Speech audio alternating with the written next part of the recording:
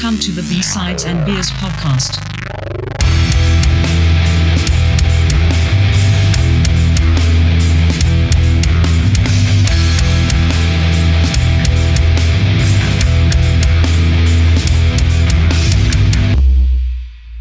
Okay, welcome to B-Sides and Beers podcast, episode 8. Today we're talking about our best and worst concerts.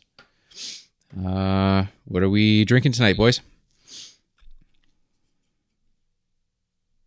I'm drinking limited edition. I usually wouldn't have this, but it was in the pack, so I'm going to try it. This is the Granville Island Watermelon Lager.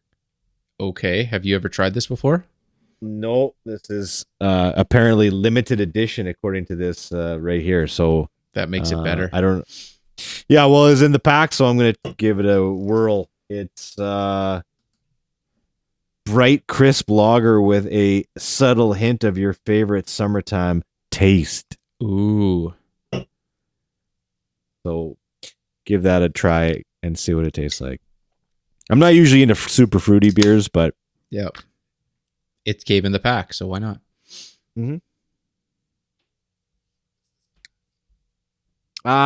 something else. There's like it's their usual stuff. Like they've got like the IPA, like the West Coast IPA. They got all their regular stuff, but then they just threw in this like summer limited edition thing. So yeah,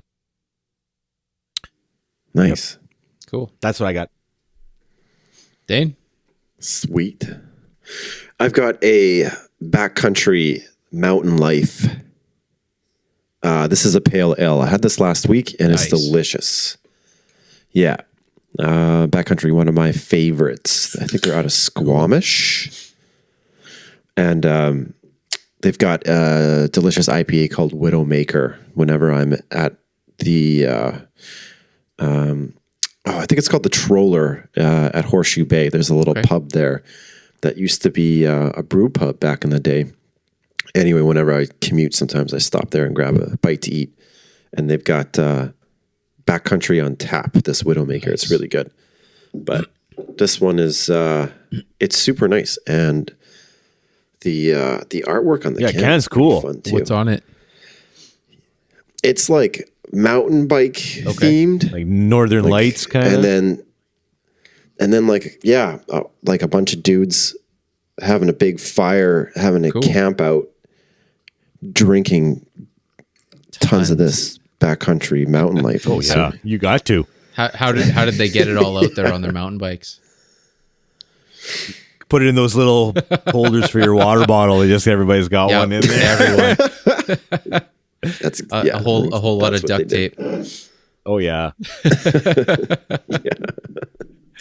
Tonight I got some Sleeman Honey Brown Lager. Always a good go-to. Cheers. Always a good go-to. Cheers. Right on. Cheers, boys. Okay, so who wants to start off? Do we want to do a best? How do we want to flip-flop this? What do you want to do? I thought this was worst concert. Best and worst. Oh. Scramble to make something up. Worst was actually really hard because, I mean, every show is different. Every band is different. I had a really hard time with this one. Yeah. I had a clear cut worst concert experience. So Let's start off with you. Well, okay. Well, it was. Let's just start by saying that this is the first and only pop show I've ever been to. Okay. And yeah, I had never been to a pop show before. And I still have the concert stub. Well, whatever. I still have the concert stub for the best concert, but I have the printout because that's what happened then for this concert. And this happened on Friday, September 4th, 2015. Okay. At Rexall Place, the Coliseum, whatever you want to call it. But this was here.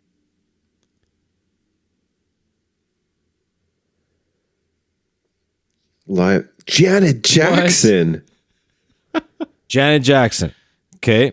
Okay. So Nicole's a big Janet Jackson fan, and like, you know, whatever.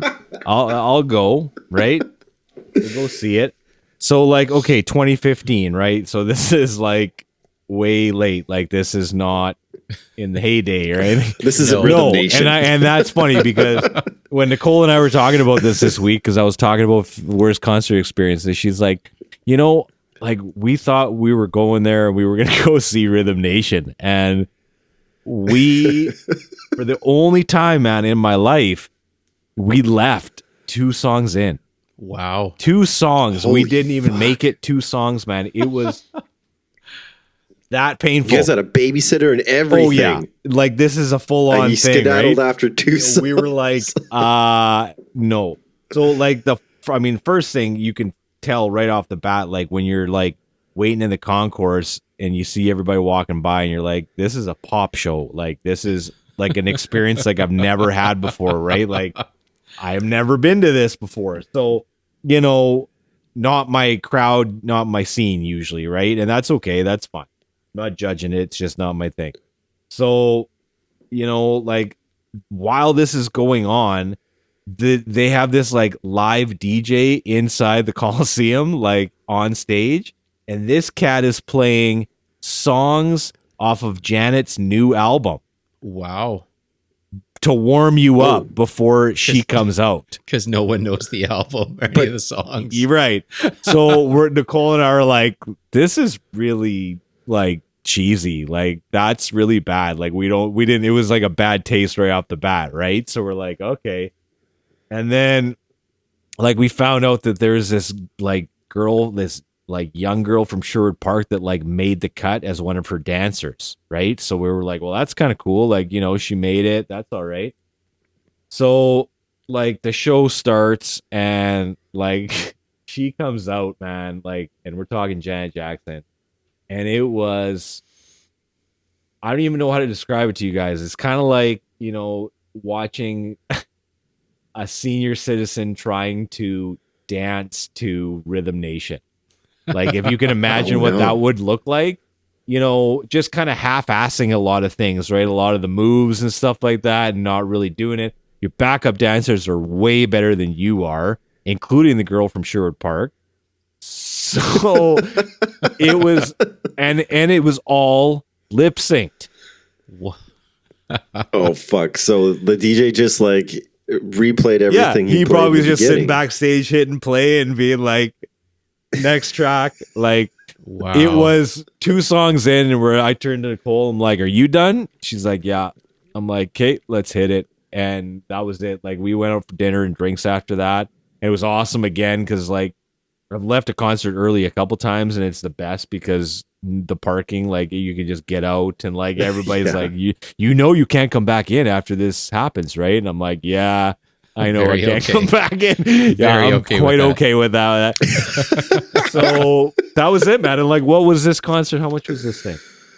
Okay, that's not bad. $29. That's all right. That I was expecting more, yeah. but Yeah. yeah, Unbreakable, the Unbreakable World Tour. $29. That is my worst experience. It was just that painful to watch. And you kept the ticket. Yeah, man, it was because it's like, you know, every time I went to a show, I just had this little Rubbermaid that I would just throw the ticket stub in. Like every single time I came That's back from a awesome. show, even from a movie, I just chuck it in there, right? Yeah. So going back through this week, I was like, that's how I found some of these ones. And I was like, well, I wonder if I can find the best and worst concert ticket that I've got. And I found them both. So, Oh wow. yeah, like, and you know, it's so much better with these like full tickets. You know, it just feels like, you know, it's like for real. It feels like these internet printout tickets are just kind of like not quite the same, right? Like, Right. that's my worst one. So there, I fired it up, started it out. That's Yeah. awful. Yeah, That's too it bad. was too bad, man. We were disappointed, right? Like we wanted. Were you like listening to Janet Jackson on the Well, way to the Coliseum? not and, that like, quite. Like we were like, you know, we knew what we were getting into, but I guess we didn't know like how bad it was really gonna be. Like you can't dance and you're not singing. So what are we here for? Like, just to watch you on stage, like for 2 hours or an hour and a half, however long you can do this for? Like, you know, it was just kind of like, maybe we shouldn't be watching this. Like one of those things, like, you know, like maybe we should just excuse ourselves because it feels wrong to be watching this right now. So she took my $29, or sorry, my, you know, $60, and, you know, I don't know. Did whatever Nicole show up to the show in the t-shirt? No, she wasn't being that guy. She wasn't being that guy. No, but you know, it was just one of those things where like she finally got a chance to like see a you know, she liked Janet Jackson back in the day, like back in the 90s. So, you know, it was like one of her like acts that she liked. So we were like, well, let's see it. And then you go see it. You're like, oh, this is not 1990. Like this is 2015. And like, you know, anyways, I'm sure Janet Jackson's not going to listen to this podcast, I guess, in the odd chance that she does. Sorry, but, you know. Nor would she give a rat's She didn't ass. quite have it. Yeah, exactly. So, you know, she didn't have it that night. I don't know. Maybe it was Edmonton. Maybe it was the Rexall. Maybe it was, I don't know. But anyways, it's my bad one. That's a very bad one. bad one. Okay. It was you. it was super tough trying to find a bad one. But then I came up with one. Wait, can we guess? You'll never guess it ever. But go ahead. Yes. I would like to hear your guess. Well, I need a little bit of like, give me some context Okay, around it was this. 2001, and I was dragged to the show by an ex. That could be anything. Okay, Could be almost anything. I think I know the Okay, yeah. X. So it was. Do you want to guess or not? Okay. Lay it on me. David Usher for Yeah. Morning Orbit 2001. Ooh. Yeah. That is hilarious. Okay. That was going to be one of mine, but he didn't even like, the band didn't even play. So I thought it didn't count, but like, that is so bad. hilarious. So we David get to- Usher was going to be on your list too? Yeah, me and my friend were there at the Thunderdome ready for the show, and he came on stage and he was like, I got laryngitis. We can't play. And we booed him, and we were the only people booing, and then people started booing us, and then we just That's left. awesome. But since they didn't play, I thought it didn't count. It Sorry, still Mike, go ahead. counts. It still counts as being awful. Oh, man. This was at Reds or whatever they called it at the time. I don't even remember. Ed's, Reds, same thing. Ed's, Reds, yeah, Event Center, whatever they want to call it. Anyway, so we show up to this concert, and I couldn't care less about him or the album or whatever. So we get there, and automatically she wants to race up to the front. So we race up to the front. So we get up to the very front bar there, and everything kicks off. And a couple songs in, the crowd is pushing so hard against the front to get closer for whatever reason. And I kind of look back, and it's almost like a mosh pit at a David Usher concert. It was retarded. And so I'm standing up at the rail, and I've got both hands up on the rail, and I've got her in front of me, and I've got some other chick in front of me that was just kind of there. And I've got both my hands on the front railing, and the crowd is pushing me and pushing me and pushing me, and I'm using all my power to hold people back so nobody gets crushed. And the whole night, she kept looking back at me and being pissed off because I wasn't having fun, but having no idea that I'm holding back a crowd from crushing two other people the entire time. So zero fun for this really shitty show that I had to go to. So Did he do any Moist songs? of course he did. Oh, Of course he did. Oh, yeah. He had to play. you He got had to to. play the hits. Yeah, it was awful. What a name, hey? What a name for a Oh, band. the worst. We used to hate Moist back in the day. Remember, we used to make fun of them all the time because they had a keyboard player. We were like, man, they're so bad because they have a keyboard player. They're just There garbage. There was so much bad with those guys. there was a but- couple songs that I dug, but other than that, it was hard. And then his solo project was even worse. So Oh, buddy, Yep. that is hilarious. Yeah, I was literally going to, yeah. But Now you got to think of another one off the cuff. I stole your answer. oh, I've got a good one. No, you did, because we didn't see David Usher. And we basically got like thrown out of the place. So Did you get your money back for that show? No. No, Dane, did you get your money back? no, I think these are like very irresponsible times. So I don't know. I don't even know how like we would have done it. And yeah, I just remember like shotgunning beer in the parking lot afterwards, just like, fuck David. Wouldn't you Usher. have And, to? like, yeah. Before and after. Yeah. Yeah. That is so funny. I do remember like, I think, no, he didn't even play one song. It was like, he just waited. He made us wait forever. And then he came out on stage and he was just like, I have laryngitis. And I just remember booing because that's what we did. And people started booing us and it wasn't a good situation. But like, what's up with that? I mean, like, so obviously, Mike, the show that you were at, like there was like a security issue, or was it just a ton of teenage girls that just wanted to like see Well, I David don't think Usher? they were all teenage, but yeah, there was a lot of them that were young and they just wanted to get as close as they could. Yeah, that's basically what Moist was. I think it was just like David Usher being like himself, like a pretty boy or whatever. And like, I don't even remember the songs. I don't remember any songs from his solo career. Me neither. You're not missing anything. We went and saw him, Dane. We showed up late though, so we missed him on purpose. Remember, it was Moist and I Mother Earth. No Remember way. it was at the And- Shaw. Okay, so It was at that the Shaw Conference Center? And was that with the new No. singer, or was that with, that was with Edwin. Edwin. Yeah, that was Edwin. with Edwin. Yeah. So we showed up. right on? That would have been an awesome was show. good. Yeah. We showed up late on purpose, and then it was like 2 songs of Moist, and then it was Changeover, and it was I Mother Earth. So that's the only Right. time I saw them. Oh no, maybe I saw them at Edge Fest. I think I was there too for Edge Maybe. Fest. They were happened to be there too. Oh Edge man, Fest. You were at those shows, weren't you?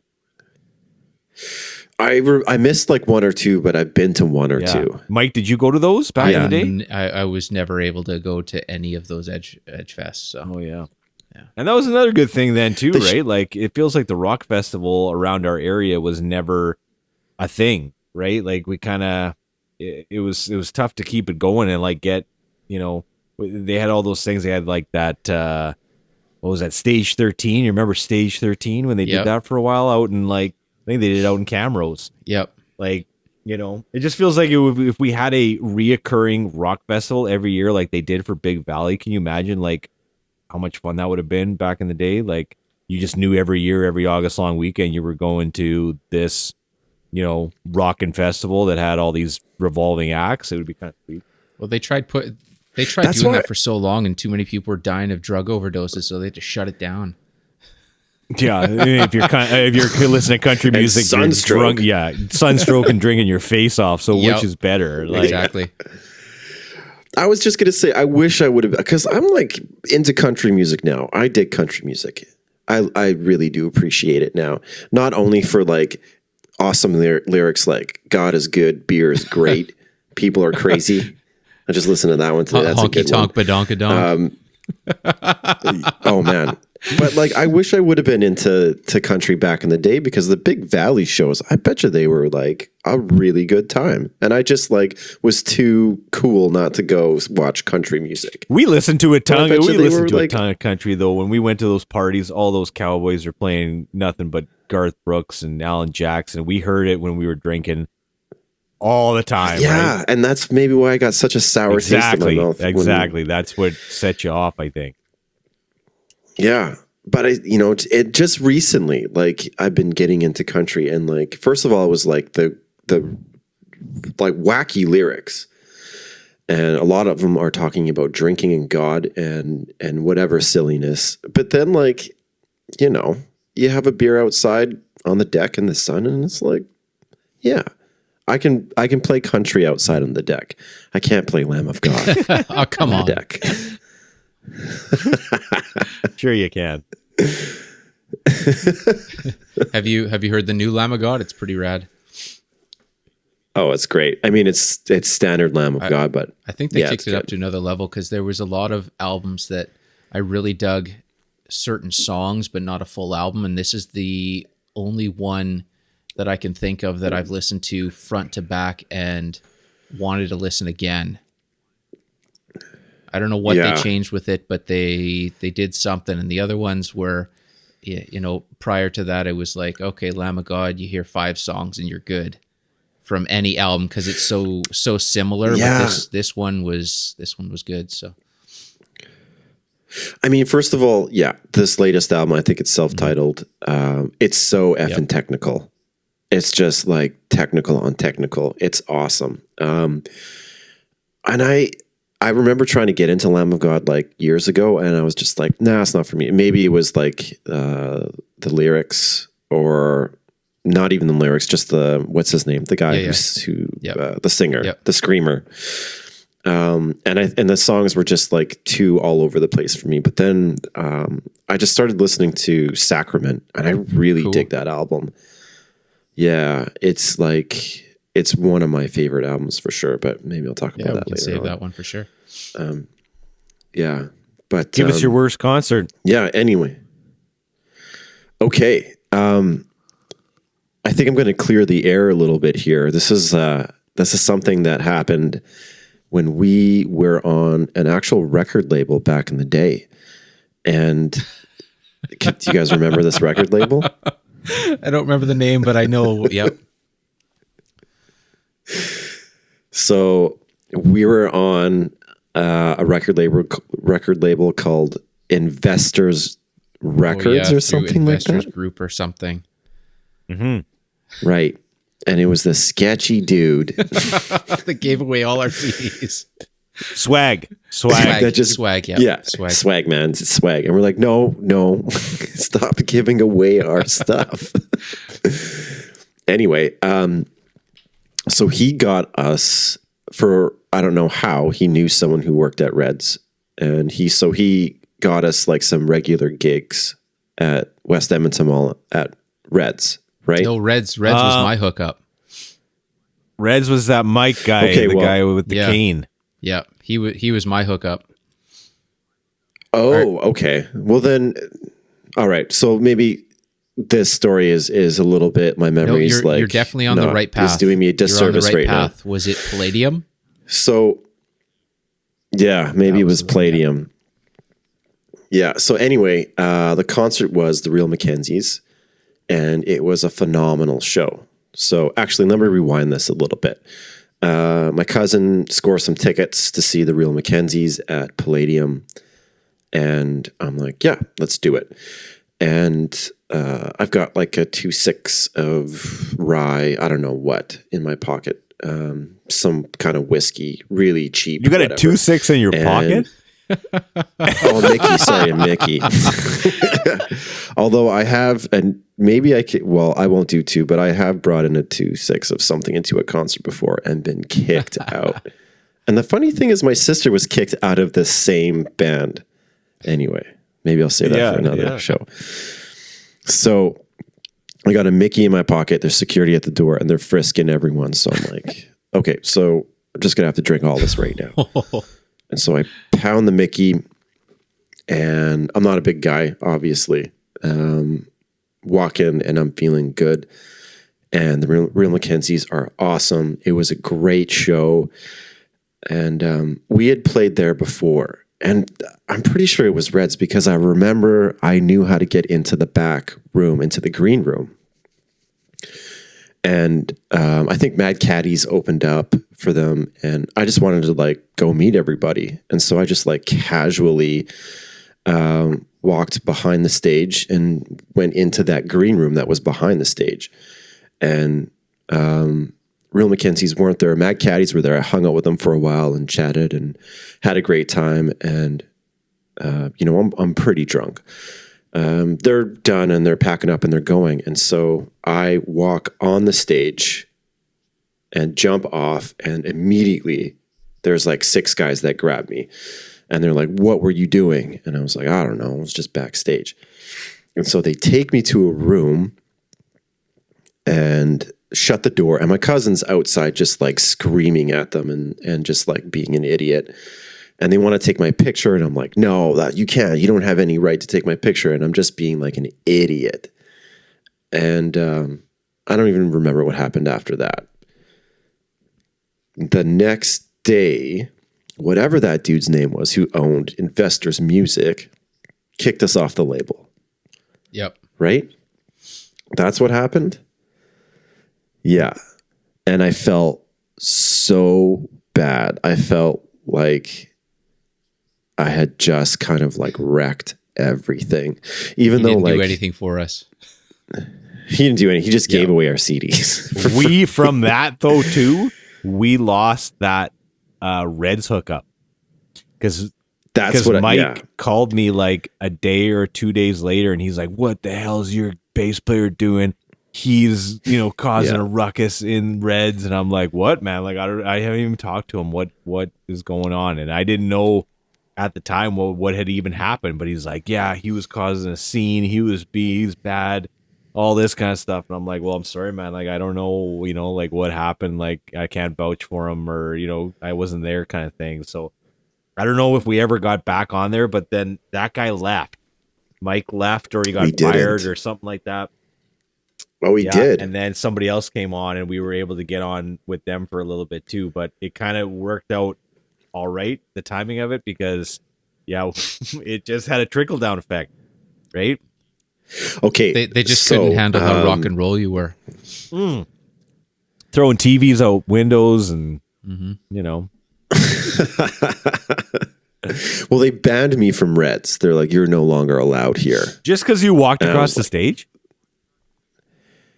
Yeah, and it was because like they wanted to take my picture. They took me in this room and like someone was wearing rubber gloves and they thought I was like, yeah, it was Like really something out of bizarre. Casino. Yeah, I don't know what was going on. And like obviously like, I'm pretty drunk and I'm pissed off and I'm like, "You can't take my picture." And they're like, "All right, then you're banned for life." And I was like, "Okay, fine." And maybe it wasn't the next day, but I do remember like getting the phone call from you, Mike, and you're like, "Dude, we can't play at Reds ever again because of you." And I was like, "Oh man." Yeah, it was a go-to, but And- it wasn't long after that he was gone. And then the band was off, and we were okay after that. And then so this is another thing that I wanted to ask because there's footage of you guys playing Reds and there's like this giant bass player in Yeah, a hoodie. that was after you quit. I don't know if it was because of something with you and Trev or what happened with that, but you ended up leaving. And then we found this other guy through another cat that I hung out with a while. It was his brother or whatever. So That was a weird scene too. Those two guys were weird hanging out with those guys, and his brother kind of hanging out with us and kind of doing, I don't know what he was doing. It was lots of behind the scenes stuff there too. yeah, Feels like. there was a lot of cool, fun stuff with that cat. But yeah, but that was only Anyway, like one it's- show, and then I don't know what happened after Yeah, that. that was it. So. And then you came back, yay! Yeah. 15 years later. Or because I think for me that was like the beginning of the end for me. I think it Yeah. was just I like think everything shut down after that. I gotta go to school. I gotta do something. It's time. I can't It's be in time a I'm an band. adult. And fair enough. I probably did need to grow up a little bit, but yeah. So I couldn't really think of like a worse concert because I got punched in the face at a NoFX concert. That sucked, but it was That's still a a pretty rad good story. concert. Yeah, that's So- all right. That counts as a win. Yeah. Yeah. But I think that was definitely mine just because I remember how I felt afterwards and I was like, I just wrecked everything. All your fault. We're never getting a record deal. Yeah, that's funny. Yeah. That trickle down effect that it all came down. It was like It's funny the backstory behind it. Yeah, all those years later. Let's go to favorite concerts then. Let's go back to you, Mike. All right. I have a two-parter here. Well, actually, it's Oh. technically a four-parter, I guess. Four-parter. What is this? Well, I didn't Okay. know about four parts. I only have one. Surprise. You can't pick a top four. Hang on. That's against hang the on, rules. Hang on. They're all linked. So it's very rare when you go to a concert to see the headline act and you are blown away by the opener. It never happens. Most of the time it's so disappointing and you just don't care. But these two shows, I was completely blown away and changed once again as a musician because of these shows. So the first one was 2002. It was Tool for their Lateralis tour. Now with Tool, personally for me, Lateralis was their best album, kind of their peak of everything. Everything after that was kind of okay, but if they shut down after Lateralis, I would have been content with their body of work. So I go to see Lateralis, and the opening band is a band called Meshuggah. Now, Meshuggah is a very unique band. They were touring the album called Nothing.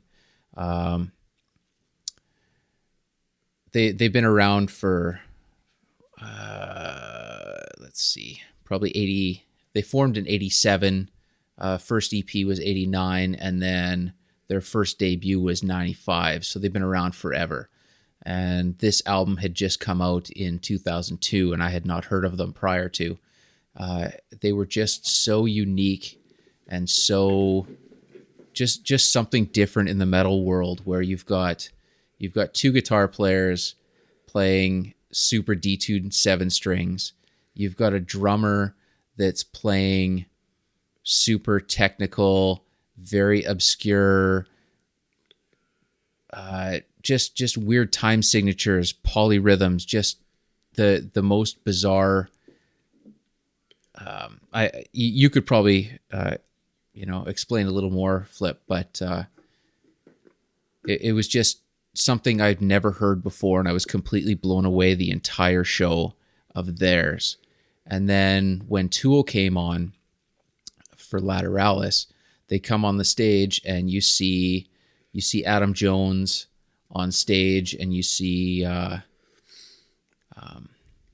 got the drummer. Come on, brain. You got Adam Jones, Danny Carey, thank you, and you see Justin on there, but you don't see Maynard. So they start. I remember the show. I was at that show too. So you don't see Maynard anywhere on stage, and then they start playing, and then you hear Maynard, but you still don't see him. And it took a little while for me to find that he was at the back of the stage. So he's basically behind the drummer. So he's not in focus at all for the show as being a lead singer, which I thought was amazing. And he's on this platform that's just spinning. And it's him. He's painted all black. He's got some sort of thing covering up his downstairs. I don't know if it was underwear or what it was, because I couldn't fucking see. But he's on stage, and he's got his mic, and he's just crouched over, grinding and singing as this platform turns. And the whole show was Tool was one of these bands where I wanted to think of them as just the feeling and all the aspect that I get from just listening to the album on headphones, that kind of a thing. And you always think kind of like meeting your favorite artist or whatever, that it changes things, but this didn't leave anything to it didn't change anything in a negative way. Like, I was so blown away by the stage show, by the the effects, by the back screens. Like it all flowed so perfectly, and it was just it was a moment kind of thing, not just a concert. I thought it was pretty wicked. Yeah. And Dane, you said you saw them before? I did. I saw them during. I saw Lateralis, and then I saw them again in like 2006 for 10,000 Days. I For think 10,000 Days? Yeah, That's And what I saw. I saw don't- 10,000 Days. I didn't see Lateralis, but yeah. I remember like he was sort of like behind. He wasn't front, like in center for both. I don't remember the first concert, but the second one he was behind like a blue screen. I remember that. And he had a mohawk, and he wasn't wearing.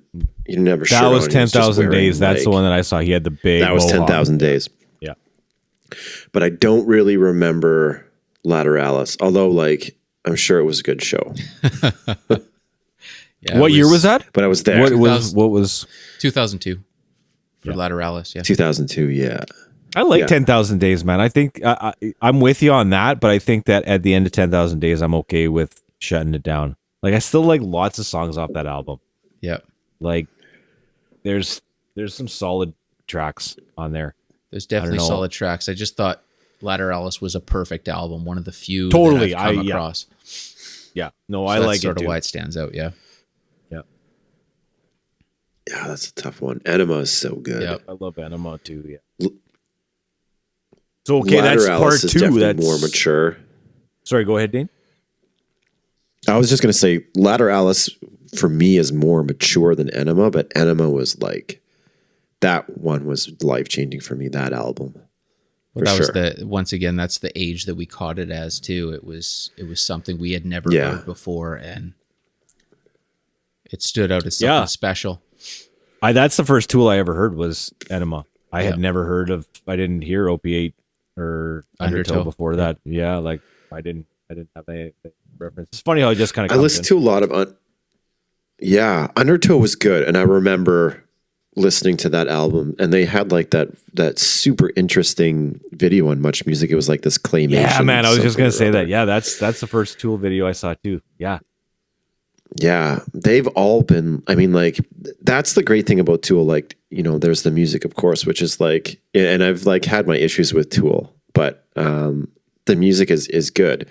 But I think Alex Jones is like a visual production guy as well, and I think he had like a big hand in like making the little puppets and all of like the crazy stuff that was in their videos. So I just remember like Meat, like going through like a rusted pipe, and like, yeah, the videos were just like really strange and kind of disturbing and interesting. And anyway, yep. Undertow was decent, and I remember the video was like provocative, but Enema was all about like doing drugs.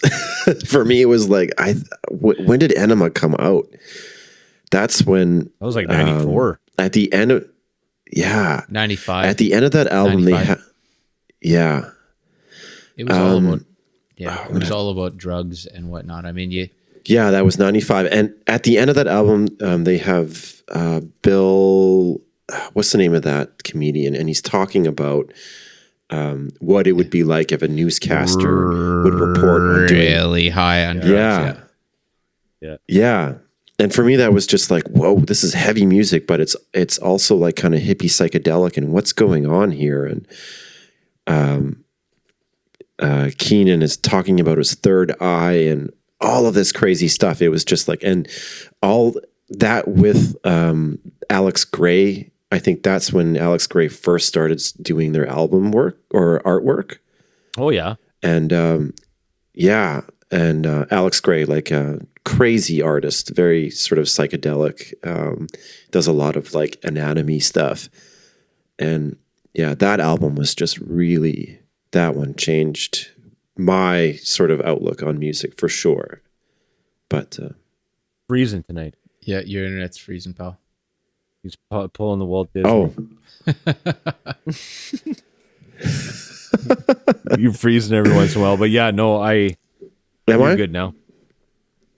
Okay. Yeah. I think it's because the door's shut. Actually, I don't Oh. think the internet goes through the door. Open her up. Open her up. Let her flow. Okay, well then, so Mike, you said that's a 4-parter. That's the first 2 parts. So what's part 3 and 4? Okay, well, actually, going back here to Tool, one more thing was off of Undertow. I think it was called, was it Bottom? That it had Henry Rollins on it. Yeah. I thought that was rad. And for years, I listened to that song and didn't quite know, like I knew the voice, but I always thought it was Maynard. And then it kind of clicked that it was Henry Rollins. So I thought that was a pretty rad thing.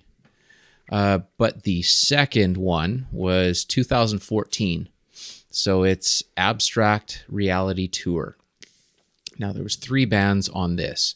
The main one, or the only one that I actually went to go see, was Devin Townsend. So Devin Townsend is he's a heavy metal singer, guitar player from Vancouver, and he was in a lot of great metal bands. Strapping young lad. He had Devin Townsend Project, Devin Townsend Band. If you get a chance, check out Casualties of Cool, which is a really chill sort of. It's him playing kind of like a Telecaster sort of guitar with a female singer. He also did an album with Steve Vai in 1993 called Sex and Religion. So he was the vocalist on that. And he was also he was on the cover art for it too, which is pretty rad. So I went to see Devin Townsend, and this was for his album Ziltoid 2. If you get a chance, check it out. Well worth it. Anything Devin Townsend is, he's one of these guys that he just vomits music and brilliance, and he's just a super interesting character. But I went to go see Devin, and that his stage performance is next level, super entertaining, super engaged with the audience, pure perfection. Everything he does is unreal. So there was that was amazing, and there was 2 opening bands. One was called Animals as Leaders. They're super technical. There's 2 guitar players and a drummer, no vocals. The 2 guitar players play 8-string guitars. It's very, it's kind of genty, but it's overly technical. They were okay. I only really liked 1 or 2 songs of theirs. They were actually quite boring to watch. When you see one of these bands that they look bored on stage playing it, kind of thing. So that threw me off. But the second, or I guess the first opener, was a band called Monuments, and they are also kind of a rhythmic, technical gent kind of a band. And I was so blown away by this band that as soon as they got off stage, I went and bought their album. I bought the t-shirt. I bought I bought full into this band, and they've, I think they've have 1 EP and like 3 regular or main full albums, and they're all solid. And I've been learning a lot of technical stuff on guitar from them lately as well, and it's just mind blowing. I keep going back to their 1 album, and I never get tired of it. So That's cool. I've never heard of Monument before.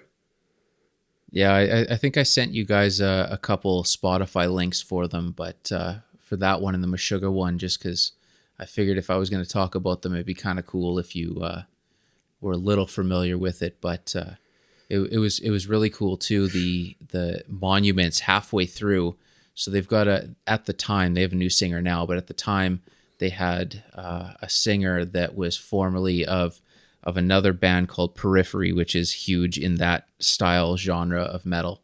and it was super cool because halfway through, he comes out on stage with an alto sax, and he starts ripping it up with an alto sax, and I thought that was completely, so unique, and it was rad. So This is Meshuggah. no, this is Monuments.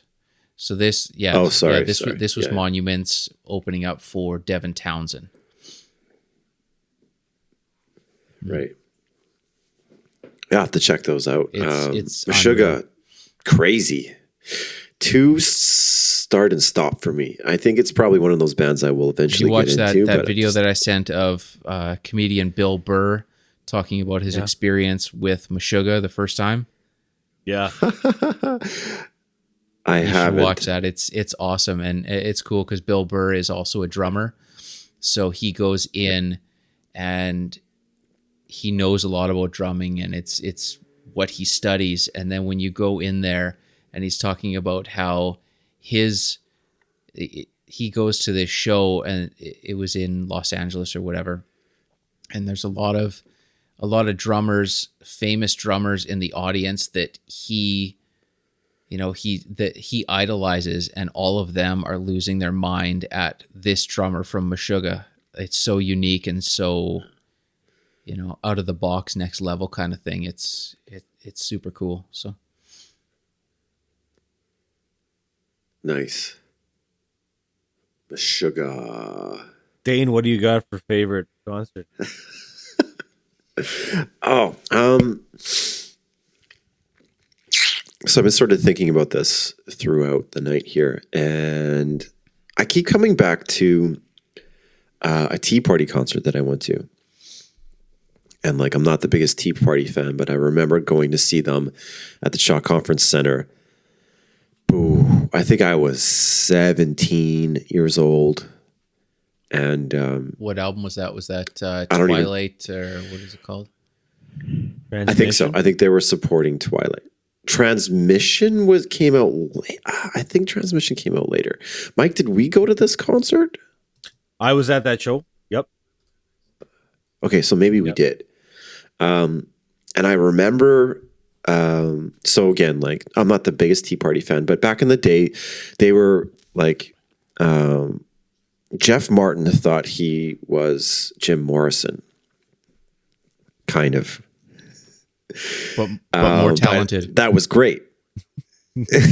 But that was great because yeah, exactly. He had this stage presence, which was I think he kind of played a character a little bit. Mhm. And I remember that night, he had the crowd in the palm of his hand, and it could have been just my 17-year-old brain trying to comprehend what was going on. But the show was tight. And I remember it was just, I just remember saying to myself, he has the crowd in the palm of his hand.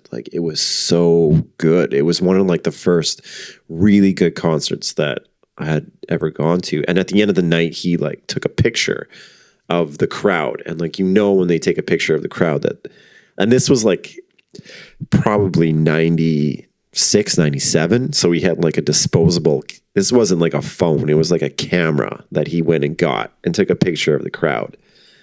And I think because it was so good that he wanted to remember it. So yeah, I've been to a bunch of concerts, but that one for some reason just sticks out in my head because, I haven't forgotten just how good the show was. It was just really good. The sound in that building was always good too. I think I preferred concerts at the Shaw compared to everywhere else. So yeah. The show was good. That was good. That was I went, I saw them a bunch of times. I saw them at Edge Fest once. I saw them at that show.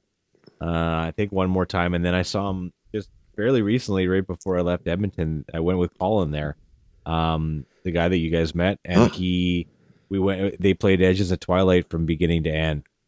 So they I played missed that show. Nice. They Yeah. came to town here. I wanted to see it so bad. I just didn't go.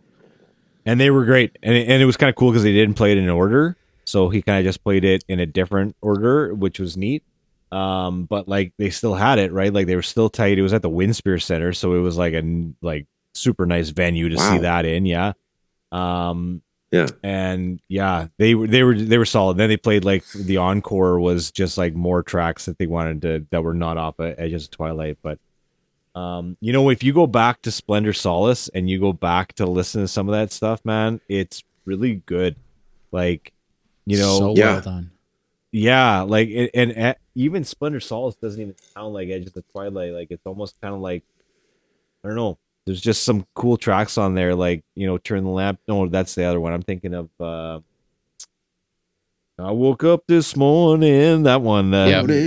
knocking on my door. Someone's And, knocking at my door. Sun's going down. I Sun's said, going. hello, sweet Satan. That's the one. Yeah, like so good, man. Just Sun's you know, going down. Yeah. that's the one. That's the one. Yeah. You know, and the rivers on there. Yeah, they were Yeah, great. and they were different. You know, again, we were talking about last time about the grunge and like, you know, these guys, they didn't sound like anybody else in that whole can rock scene either. Like they were totally different. If you think of all those bands that were big in can rock, none of them really sounded the same, right? They were pretty different, Yeah. and even including Moist.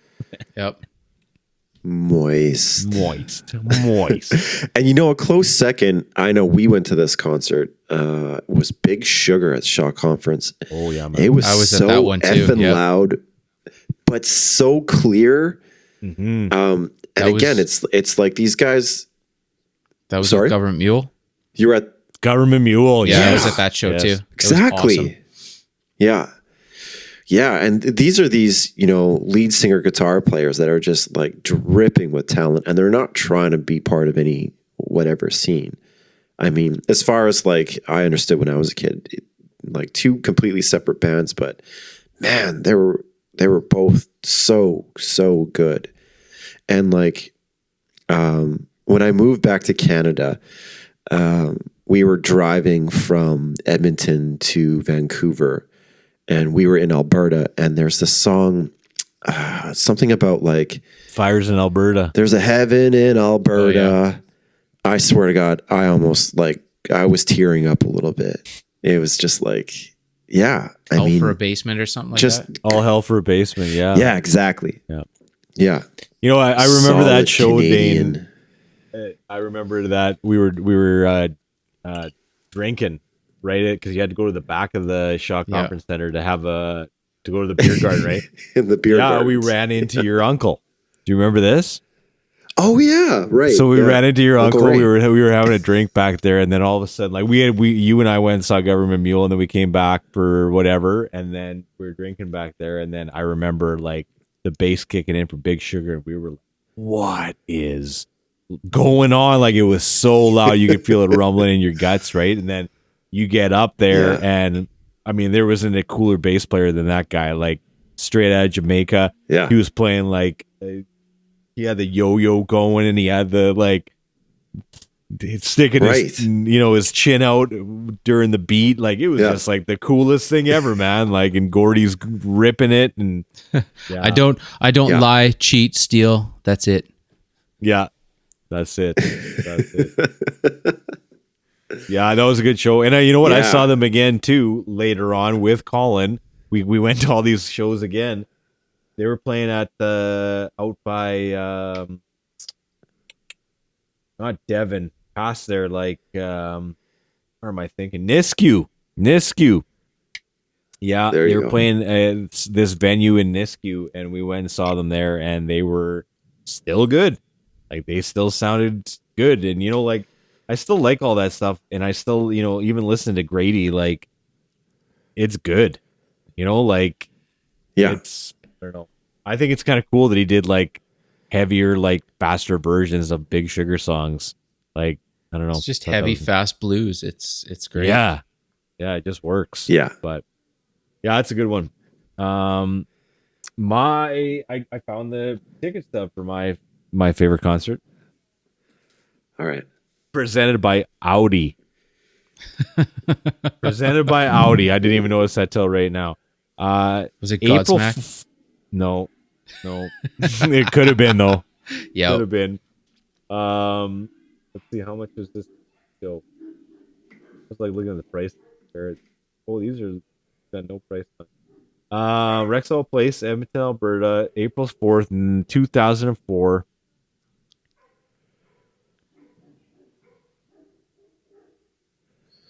Whoa. I was gonna say the Police. Wow. That's my favorite show, man. Like and the funny thing is about this show is that I didn't even know he was coming.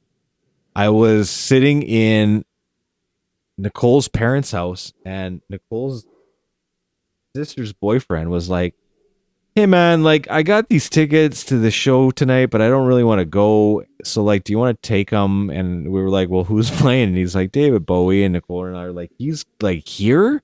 Like we didn't even know he was here. Like it was one of those things, right? I was at that show And- too. Were you? Okay. Yep.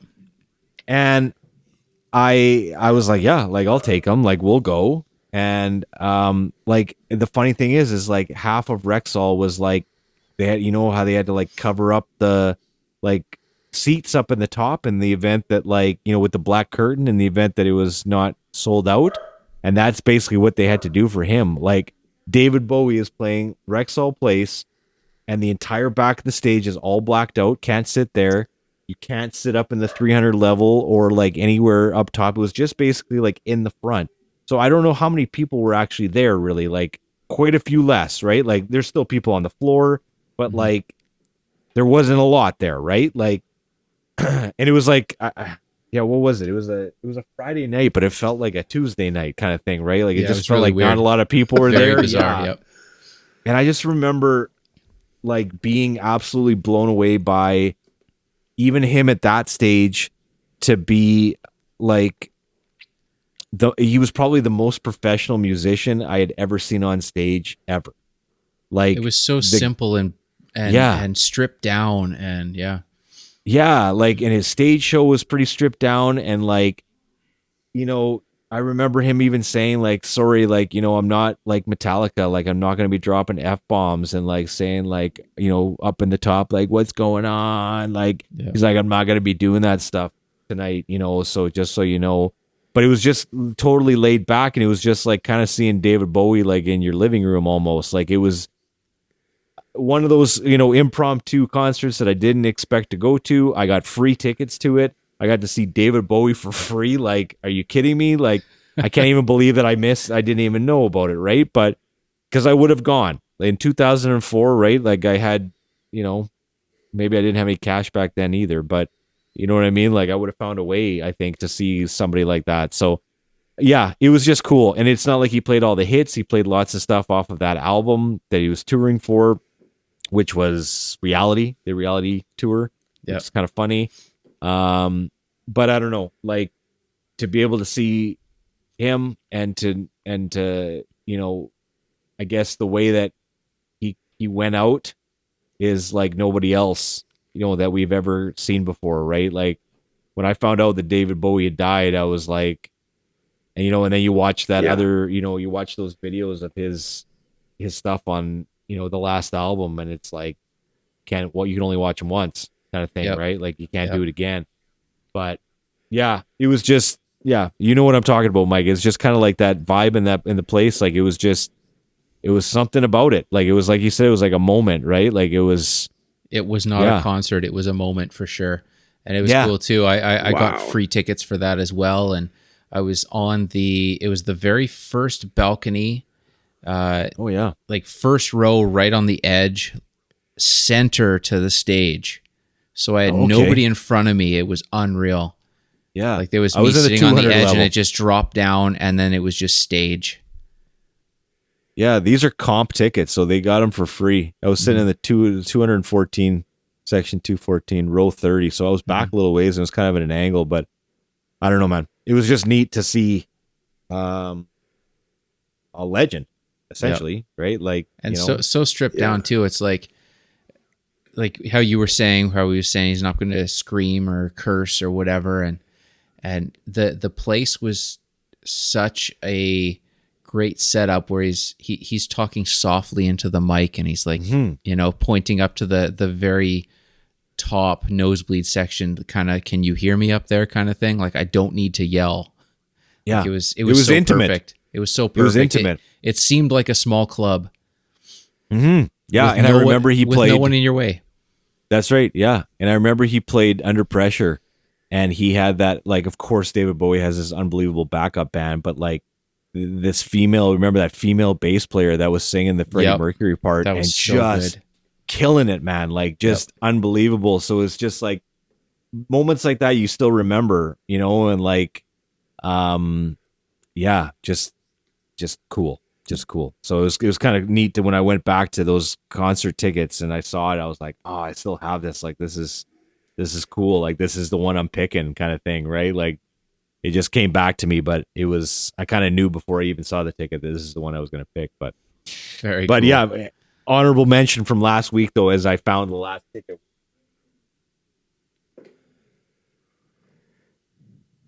Prince. Yep. Nice. Wow. Yeah, there's a little difference there. $134 for that ticket. Yep. Also very worth it. Going to the Paisley Park theme park. Yep. Always worth it. Yeah, exactly. So that's my pick. But there's so many. Like Yeah. just so tough. Like what was your first show? What was your first show you ever went to? Who are we starting with? Dane, go ahead. I got to be honest here. It was the Nylons. At Nylons. They were famous Yep. for Yes. singing Away, in the jungle. The mighty. Yep. Yeah, I went with my mom. Whatever. But my first real concert, my uncle Ray took me to see Pearl Jam, and they were supporting 10. Wicked. And that was crazy. Eddie Vedder was drinking a bottle of red wine, and he was talking about like, you guys want to know about the American dream? It's a nightmare. 1, 2, 3, 4, Jeremy. Like, it was so good.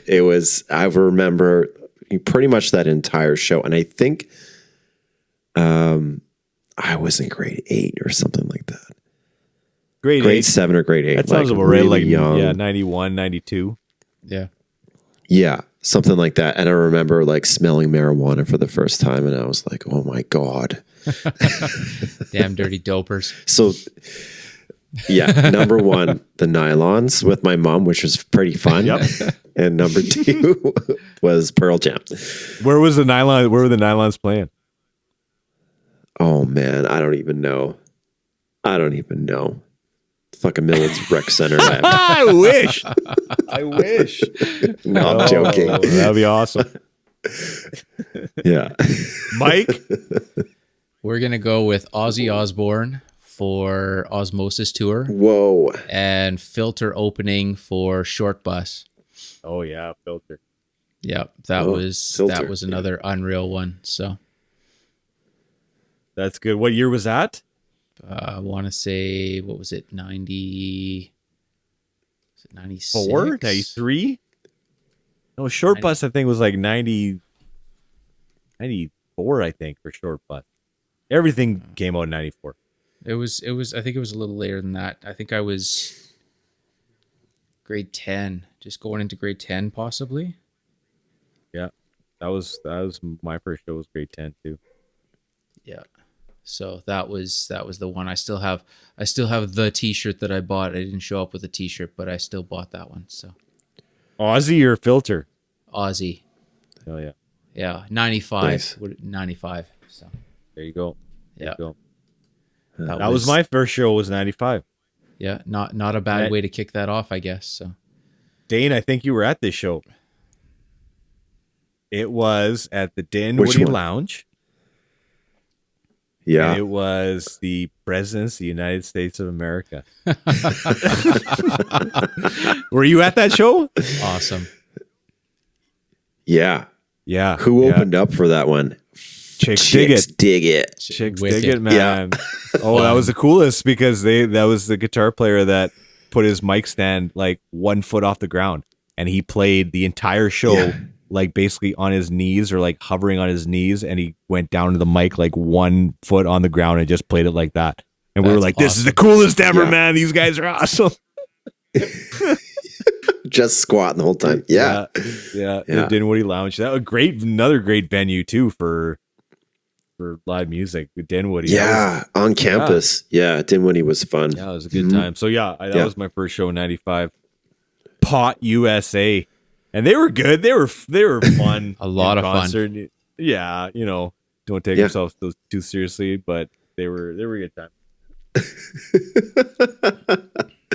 Yeah, they were good. No, it was like a fun, pop punky show before pop punk was a thing, right? Exactly. Yeah, it was good. It was my first mosh pit experience too. Sweet. Yeah. Yeah. Do you have a best mosh pit experience, or was that the only one? No, I did a bunch. Like I did that a bunch. Like we kind of all did that a little bit. We were in there. Just you lift me up, like let's go. Like I'm going up. So you try to do that, but I think that I could probably count on two hands maybe how many times I ever went up, maybe even on one hand how many times I did that. But doing crowd surfing and in the mosh pit, but some rougher than others, but and then you get old and you're like, I'd rather sit in the bleachers, watch the show from a distance, right? And you're like, now I try and find wherever the sound guy is and stand right by the sound guy because I know that's where it sounds the best in the entire venue. So yeah. Now we're just music snobs. So that's what we want rather than getting in there and getting dirty and bloody. Yep, too old for that. Yeah, big time. Yeah, getting punched in the face is no longer fun.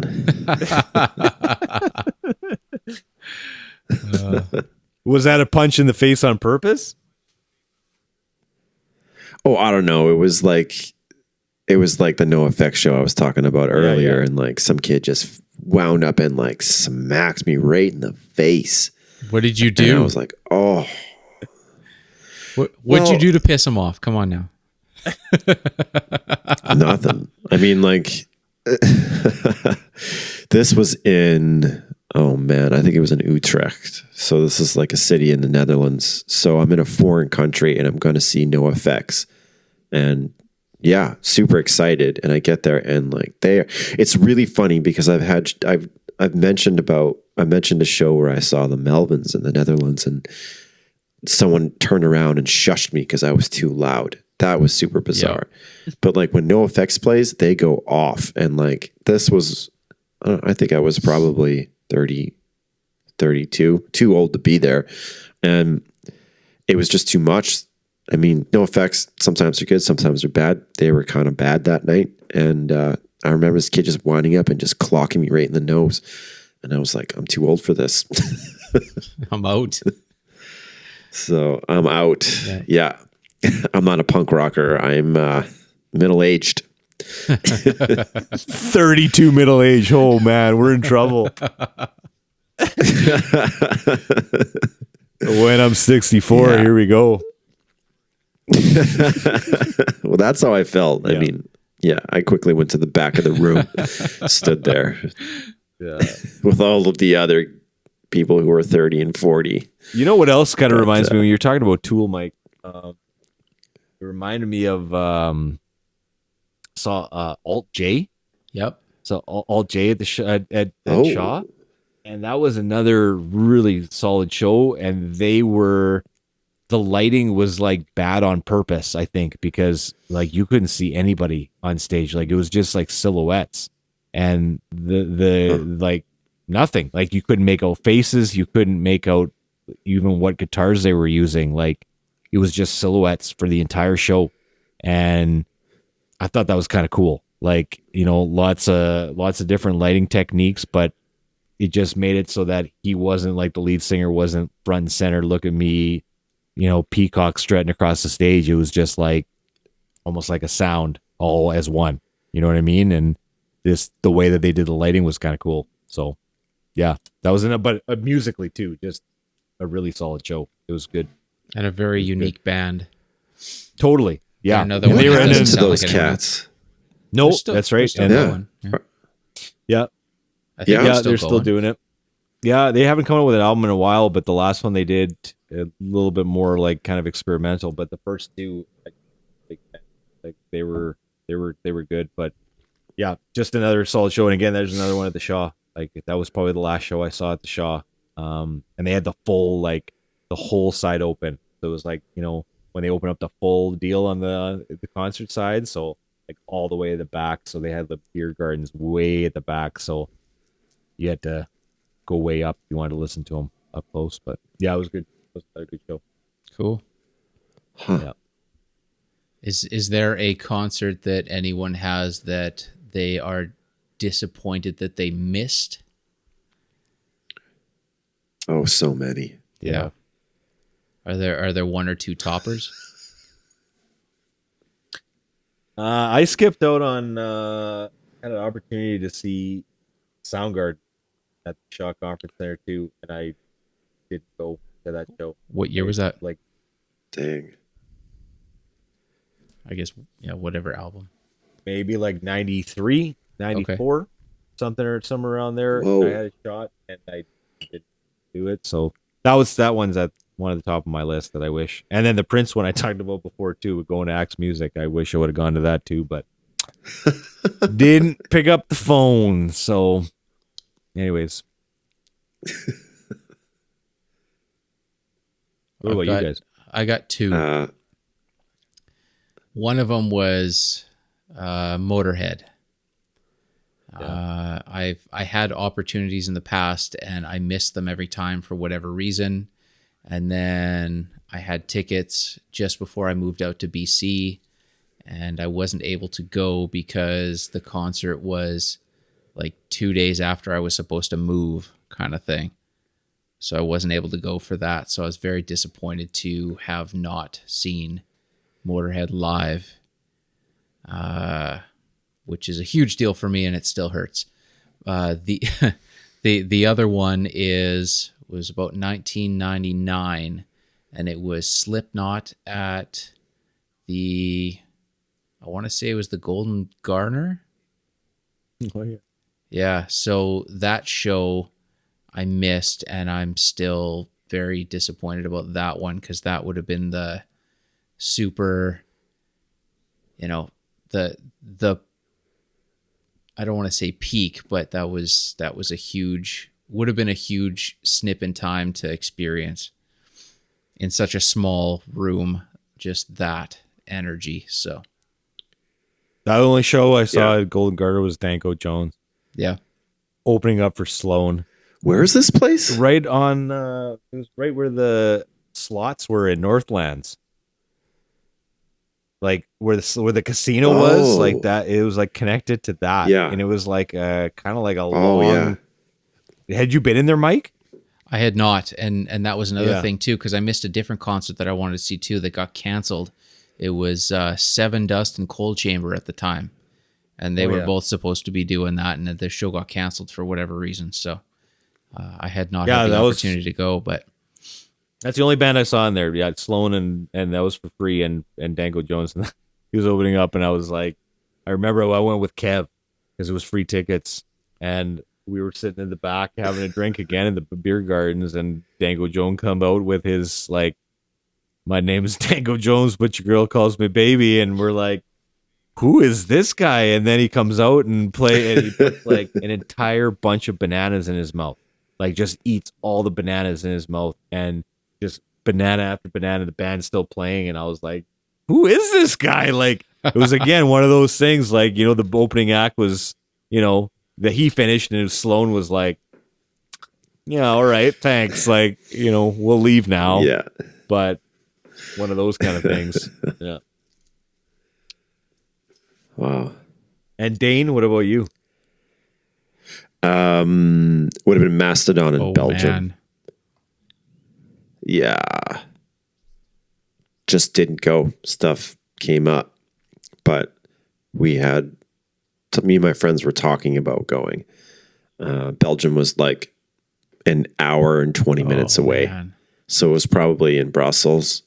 It would have been a great show. I think it was like some kind of metal festival, and I don't know the reason why I didn't go, but yeah, that one stung.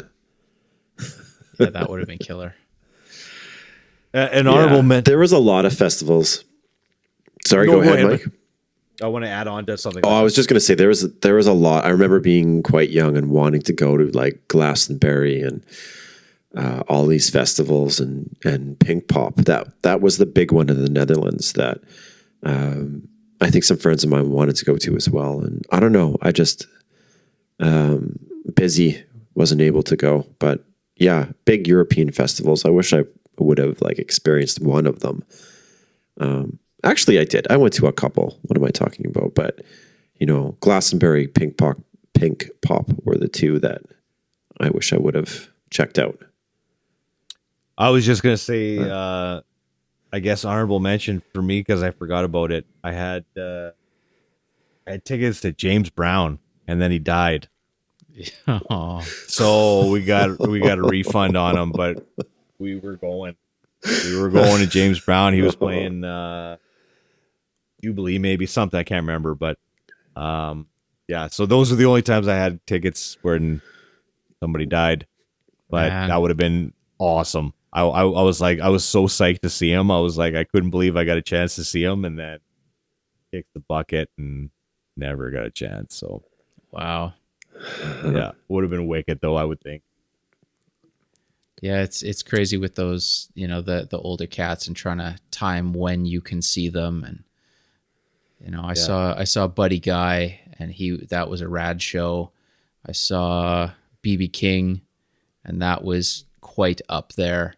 That was a cool show because it was such a small venue, and partway through the show, the power went out. So all all the instruments are done, all the amps are done.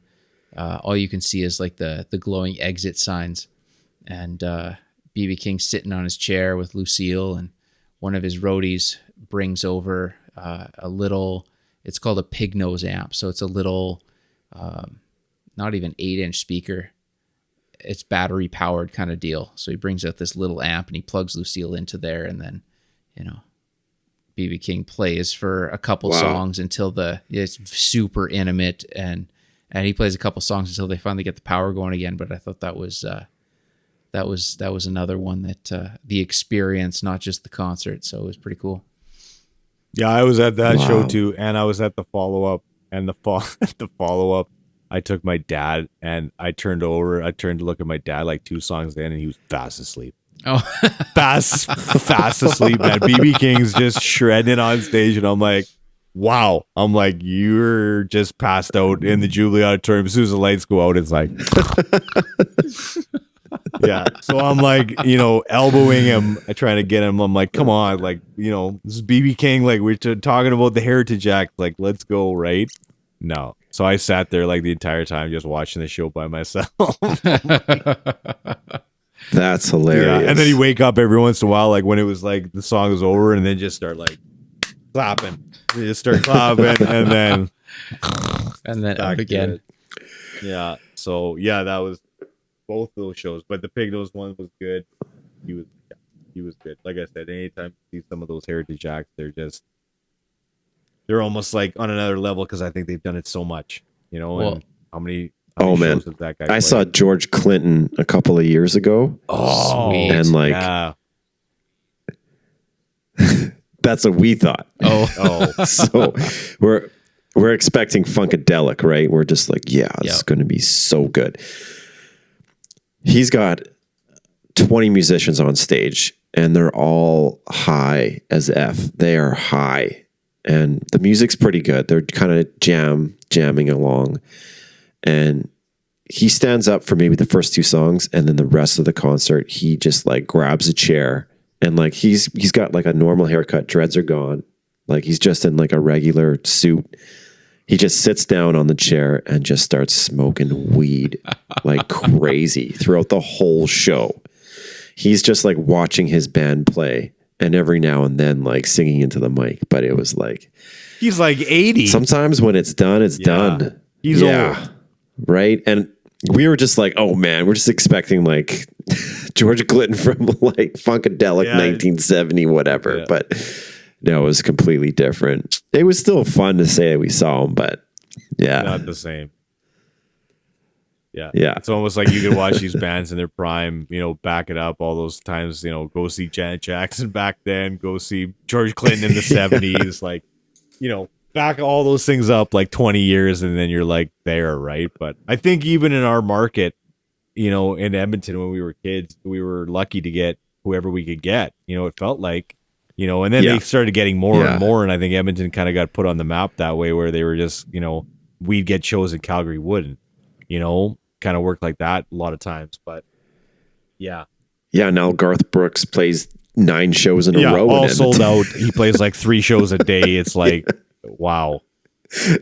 You know? Yeah. Yeah. I mean, maybe we have, Edmonton, great audiences. And maybe that's like a testament to watching Oilers hockey as kids and just being, you know, loud vocal fans, supporters of whatever they're watching. But yeah.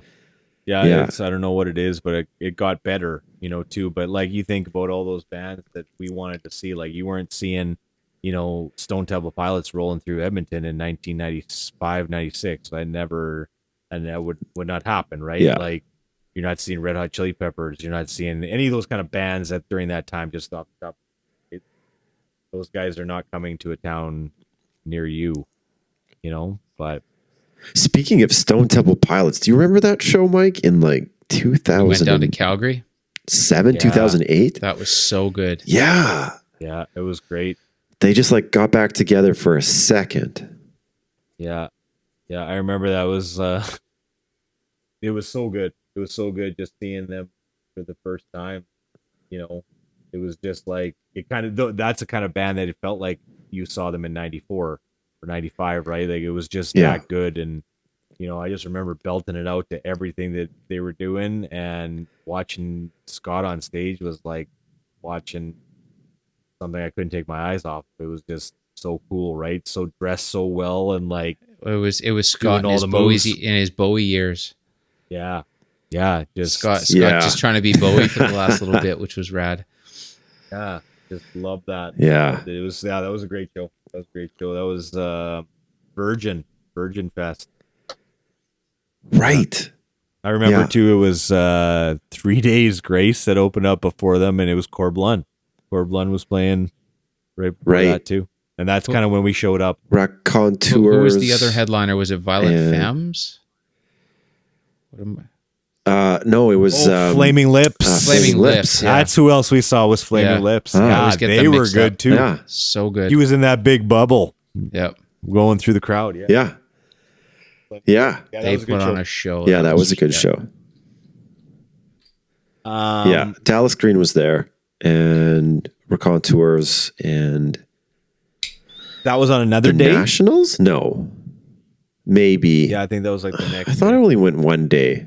Dallas Green or Corblund? Dallas Green was there too. Him. Oh, maybe I know it was Corblund for sure. Corblund, 3 Days Grace, and then Flaming Lips and SDP. Oh, okay. Yeah, that was good. That was good for an outdoor show too. I thought that was like the sound was good too. We were kind of a little bit of a ways back. We weren't even right up front, and it was just. We were close for SDP. Yeah. Were we? I thought we were further back. No, we pushed pretty decent close. So. Yeah, it was good. It was one of those memorable shows. It was the right night, you know. Weather was good, crowd was good. It was fun. That was lots of those shows. That was a tough drive back, though. Oh yeah, I got us all the way back to your house. Yeah, yeah. Iron Manning it all the way back because we don't have any friggin' money back then. It's the like whole way. Yeah, I'm not paying for a hotel room, not a chance. Nope. We'll go out to the show, go over a drink after the show, and then start driving home to Edmonton. Let's do that. Yeah. That was tough. Yeah. But yeah, lots of good memories from all these shows. You know, just even kind of rolling through some of these in my mind and thinking of some of the best ones that I've been to. And a lot of times you guys were at those shows too. You know, like that's the kind of thing. Sometimes I remember you guys being there, and sometimes I don't. I gotta ask. Were you at that show? I can't remember, man. I think I remember your presence there. I can't place it though. But All right, that's it for episode 8. Thanks for hanging out with us. Please subscribe and comment on our YouTube, like and share on Instagram at B-Sides and Beers Podcast. Follow on Spotify, subscribe, rate, and share on Apple Podcasts, pretty much every other streaming platform. Thanks a lot. Cheers.